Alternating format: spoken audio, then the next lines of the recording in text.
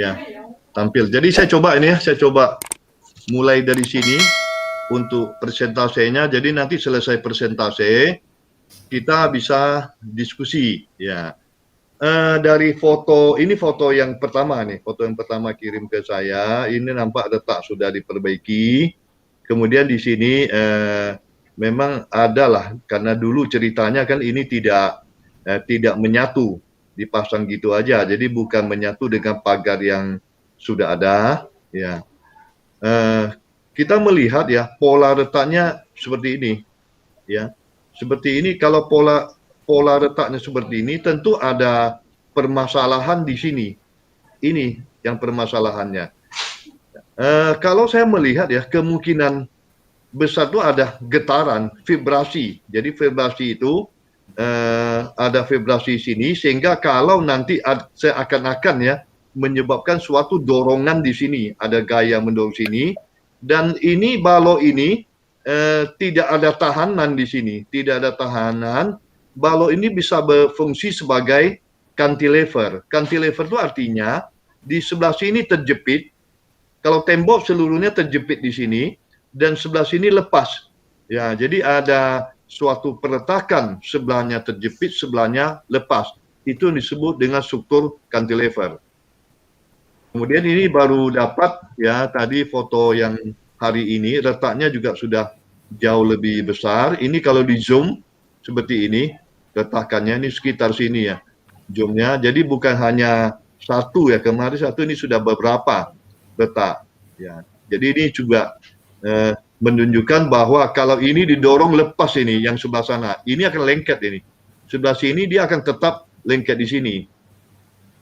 Nah, ini dari luar, ya. Berarti retaknya sudah tembus, ya, sudah tembus sampai ke sini. Ini kelihatannya dia masih terpegang sama balok. Ya, itu yang saya katakan ini dia bisa berfungsi sebagai peletakan terjepit. Baloknya terjepit di sebelah sini, sedangkan ujung sebelah sana, ini karena lihat dari luar, ujung sebelah sana tuh dia lepas atau ujung cantilever. Nah, inilah kita buat suatu rangkuman dulu ya, rangkuman bahwa yang di sini seakan-akan terjepit. Kalau kita ingin berasumsi dulu, jadi kita harus ada beberapa asumsi. Akhirnya kita akan mencari suatu mencerna permasalahannya apa. Jadi kalau asumsi pertama kita beranggapan bahwa bangunan ini turunnya lebih banyak daripada pagar ini, karena pagar ini lebih ringan. Nah, kalau seakan-akan ini turun, itu asumsinya ya.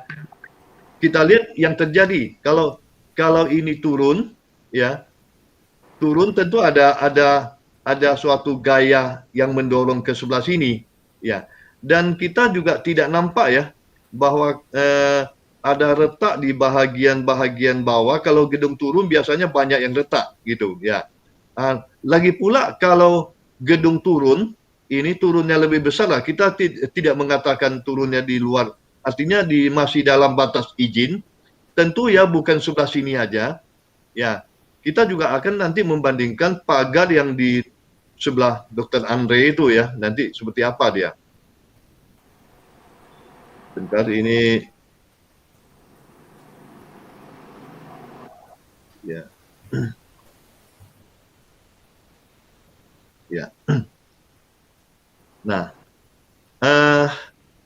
kalau kita lihat di sini, ya, kalau ini turun, ya, ini bedah kasus yang pertama, ini turun, ini akan ngikut, tertarik sini, sehingga pola letaknya akan seperti ini, ya, pola letak di sini, bukan di sini harusnya.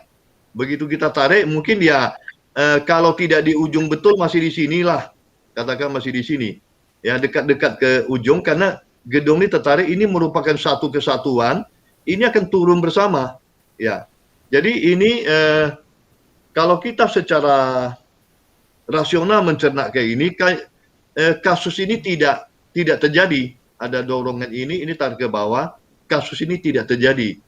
Jadi saya bisa mengatakan bahwa ini tidak terjadi. Kita coba dengan kasus lainnya, ya. Nah, kasus lainnya dia akan berfungsi seperti ini. Yang sebelah sini terjepit, ya, terjepit ujung sini karena tidak ada lekatan, ya. Dia berupa cantilever. Ini cantilever. Jadi cantilever ini ke bawah dia tertahan. Dia cantilever lepas itu dia sangat rawan ke arah lateral nama. Jadi kalau ada dorongan di sini, pagar mendorong dari sebelah dalam atau dari sebelah luar, mendorong secara horizontal. Jadi nampak ini kalau saya buat skema gayanya, ini kalau terdorong, ini lebih rasional, ya lebih rasional karena dia berpotensi di sini retak. Ini dia potensinya terjadi crack. Rasional seperti ini ya, lebih ini karena ini memang lepas ya. Jadi kalau saya membuat catatan di sini ya bahwa lebih dominan seperti ini, seperti pagar sebelah kiri tidak ada ikatan, berperilaku sebagai ujung cantilever, mendorong pagar arah tegak lurus tembok dengan gaya lateral. Ini gaya lateral itu asalnya bisa dari gaya angin lah di sini atau getaran-getaran yang ada. Nah, sedangkan di sisi kiri tembok menyatu di kanan ya, di kanan menyatu dengan gedung di sisi kanan, berperilaku seperti perletakan jepit seperti ini. Jadi timbul pola retak seperti foto di atas. Jadi ini yang saya katakan lebih rasional. Nah ini kalau kita uraikan cantilever kan seperti ini, tapi ini bukan ke bawah, artinya ini ke samping, ya ke samping. Di sini terjepit, maka itu dijepit ini dia akan retak setelah jepitan, setelah jepitan. Jadi pada jarak tertentu, karena ini masih bentangnya masih pendek, dia masih kokoh, ya masih kokoh di bawah. Karena terjepit sama slop, maka itu dia memanjang di sebelah sini. Karena jepitan slop. Kalau tidak ada jepitan slop, tidak tertutup kemungkinan dia lebih vertikal, tidak miring seperti ini. Ya. Nah, ini juga baru fotonya kita dapat. Ya, di sini ada sedikit crack lah ya sampai ke balok ini. Jadi ini yang masih terjepit di ujung sini. Ini yang kita anggap dia bebas, sedangkan ini bagian bawahnya terjepit oleh balok di bawah. Nah, mungkin kita ada beberapa solusi perbaikan. Kalau solusi ini hanya memperbaiki retak aja kalau ini. Nanti kita akan bahas di sini.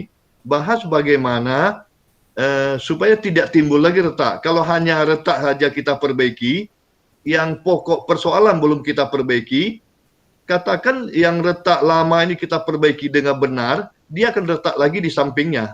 Ya, ini akan retak lagi. Tapi nanti kita lihat. Yang kedua baru kita mencoba memperbaiki struktur ini secara keseluruhan. Tapi yang awalnya kita coba dulu melihat memperbaikan ini. Perbaikan ini mungkin tidak maksimal ya. Awalnya dibobok, dicor kembali. Ya harusnya kita adakan perkuatan-perkuatan di sini. Jadi kita lihat metode perkuatannya. Nah, metode perkuatannya ini dibobok dulu ini. Dibobok dulu bagian retak yang ini dijadikan cukup besar. Kemudian ini jarak-jarak tertentu nih, mau 50 cm atau 40 cm dipasang begel. Pasang begel. Nah, setelah pasang begel ini tutup kembali. Ini jangan dengan semen biasa. Ya, semen yang dicampur dengan sikagrot. Pada biasanya sikagrot yang dipakai yang 207 ini. Sikagrot 207. Sehingga dengan perbaikan seperti ini kita berharap ya ini yang retak ini sudah terobati, sudah selesai. Nah, kalau retak sudah selesai, kita tidak mengobati permasalahannya, dia akan retak lagi. Kalau ini aman, dia akan timbul retak baru di sampingnya. Nah, jadi yang awal ini kita coba melihat perbaikan retak dulu ya sebelum perbaikan secara struktural untuk keseluruhan. Ini ada video. Ini ada video, kita coba putar. Ini videonya panjang, kita tidak usah panjang-panjang lah. Mungkin beberapa saat aja kita lihat ini. Ini kemarin saya cari videonya untuk perbaikan.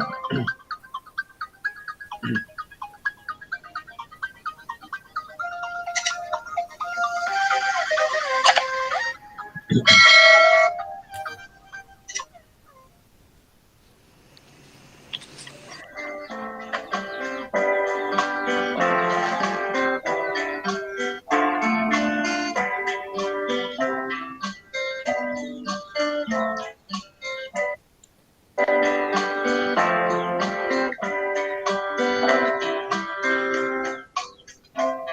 mencoba mempercepat kayaknya.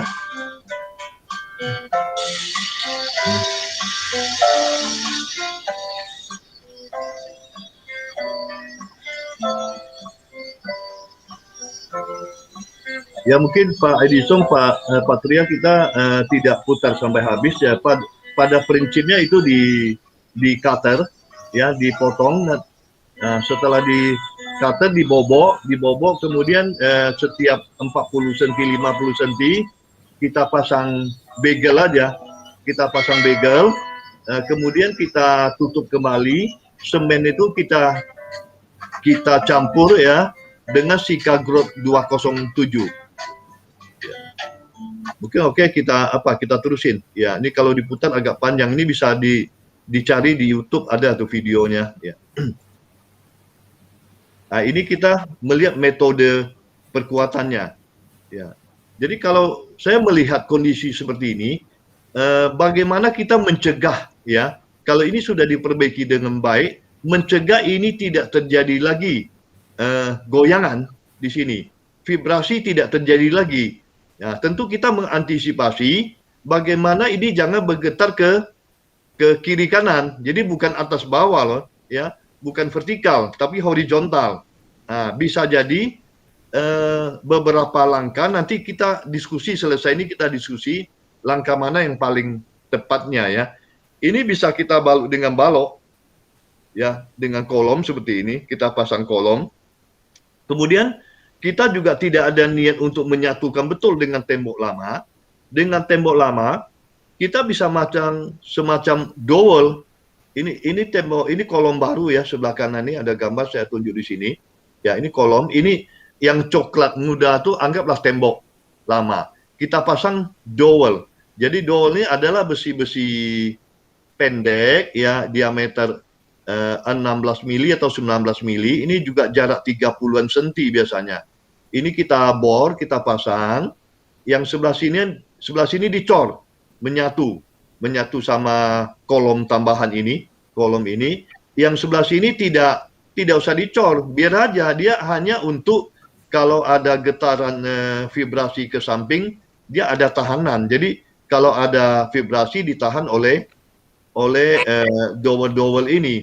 Jadi kolom ini tujuannya adalah memperkaku antara balok yang di atas sama balok slope yang di bawah. Seakan-akan tembok ini kita beri bingkai ya, tapi tidak cukup satu nih, tidak cukup satu. Saya nanti bagaimana estetikanya, apakah cantik kalau saya ingin menambah dua lagi di sini seperti ini. Apakah ini cukup cantik ya? Mungkin nanti ini perlu dipertimbangkan. Kalau kita sih bagaimana tujuannya ini menyatukan ya, menyatukan supaya bisa berfungsi dengan baik, merupakan satu kesatuan yang karena ujung ini cantilever ya, sehingga kalau ini menyatu dia sulit ya, sulit mendorong ini, melepaskan ini, sehingga retak di dinding itu. Kenapa di sini retak? Karena suatu struktur bangunan dia akan retak di posisi yang paling lemah ya, paling lemah itu akan kalah, dia akan mengalah. Jadi posisi yang paling lemah sekarang adalah tembok, sedangkan balok ini kuat, balok beton. Jadi kalau kita menyatukan ini, sehingga ini dikatakan panel lah ya, panel ini dia bisa bekerja sama ya untuk mengantisipasi seperti ini. Jadi mungkin itulah asumsi saya ya untuk antisipasi. Kedua, bisa juga ya kita memasang semacam skor di sini. Jadi ini kolom tambahan tadi kita pasang semacam skor di sini. Ya, sepasang skor di sini. Jadi itu yang sementara yang saya bisa presentasikan. Nanti kita masuk ke diskusi. Mungkin sebelum masuk diskusi saya akan akhiri dulu rekaman dulu. Bentar. Ini saya berhenti merekam ya. Supaya diskusi kita enak. Nah,